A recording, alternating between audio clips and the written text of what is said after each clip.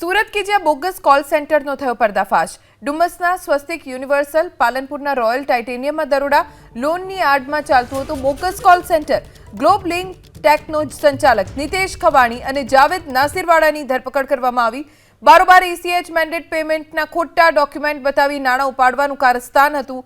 Personal loan આપવાનું કઈ ખાતામાંથી રૂપિયા ઉપાડી લેતા કસ્ટમર્સના બેંક એકાઉન્ટમાંથી 13,500 થી લઈ 25,000 સુધીની રકમ ટ્રાન્સફર કરતા।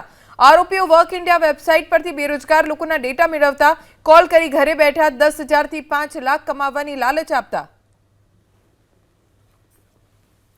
સુરતના ડુમ્મસ વિસ્તારમાં લોનની આડમાં ચાલતું કોલ સેન્ટર ઝડપાયું છે। સીધી તસવીરો તમે જોઈ શકો છો। અત્યારે હાલ સુરત પોલીસના જાપ્તામાં તમામ ડિજિટલ દાડુઓ જોરમાં છે, ત્યારે જેની ધરપકડ કરાઈ છે। લોનની આડમાં ચાલતું કોલ સેન્ટર ઝડપાયું છે। સુરતના ડુમ્મસના સ્વસ્તિક યુનિવર્સલ અને પાલનપુર વિસ્તારની અંદર આ જે રીતે કામગીરી કરવામાં આવી છે, ત્યારે ગ્લોબલ લિંક ટેકનો સંચાલક નિતેશ ખવાણી અને ટીમ લીડર જાવેદ નાસિરવાલાની ધરપકડ કરવામાં આવી છે। અત્યારે હાલ બારોબાર ECH મેન્ડેટ પેમેન્ટના ખોટા ડોક્યુમેન્ટ બનાવીને નાણાં ઉપાડવાનું કારસ્તાન છે એ સામે આવ્યું છે। ત્યારે આ બાબતને લઈને અત્યારે હાલ પોલીસે તપાસના ધમધમાટ શરૂ કરી દીધા છે।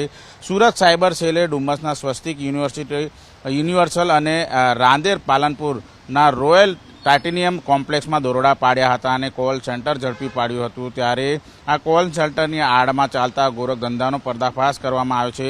ગ્લોબલિંગ ટેક સર્વિસના સંચાલક સહિત બેની ધરપકડ કરવામાં આવી છે, જ્યારે બેને વોન્ટેડ જાહેર કરવામાં આવ્યા છે। લોનના નામે બારોબાર ECH મેન્ડેટ પેમેન્ટના ખોટા ડોક્યુમેન્ટ ઉભા કરી નાણાં ઉપાડી લેવાનું કારસ્તાન ચાલતું હતું। ત્યારે આ બાબતે સાયબર સેલને બાતમી મળી હતી અને સાયબર સેલે બાતમીના આધારે કાર્યવાહી કરી છે, જેમાં નિતેશ ખવાણી નામનો ભેજાબાદ ડુમ્મસ રોડ પર વેલેન્ટાઇન સિનેમાની બાજુમાં સ્વસ્તિક યુનિવર્સલ ખાતે જે રીતે ઓફિસ ધરાવતો હતો અને અલગ અલગ કસ્ટમરોને ઓનલાઈન લોન આપવાના બહાને કસ્ટમરોની જાણ બહાર ECH મેન્ડેટ પેમેન્ટ અંગેના ખોટા ડોક્યુમેન્ટ તૈયાર કરીને ખોટી રીતે બેંકમાં ઉપયોગ કરી રહ્યા હતા।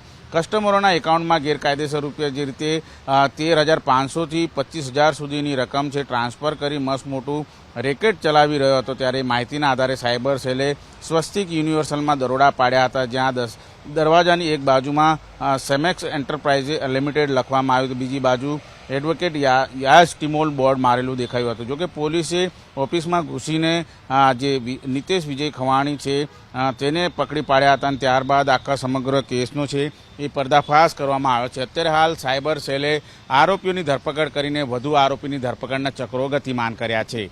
કેમેરામેન રાકેશ પાનવાલા સાથે ધનરાજ બાગલે, ABP અસ્મિતા, સુરત।